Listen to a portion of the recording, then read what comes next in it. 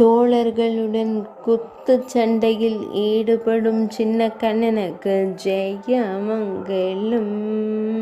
அழகிய நீலமணி வண்ணனுக்கு சுபமங்கலம். பகேலாபடா என்னும் இடத்தில் குத்துச் சண்டையில் நண்பர்களுடன் ஈடுபடும் கண்ணழகனுக்கு சுபமங்கலம். அழகிய நீலமணி வண்ணனுக்கு ஜெயமங்கலம். புன்னகையுடன் திருக்காட்சி தந்தருள்வதற்கு ஜெயமங்கலம்.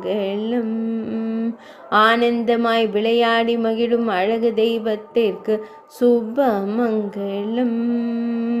பக்தர்களை எப்பொழுதும் காத்தருள்வதற்கு ஜெயமங்கலம்.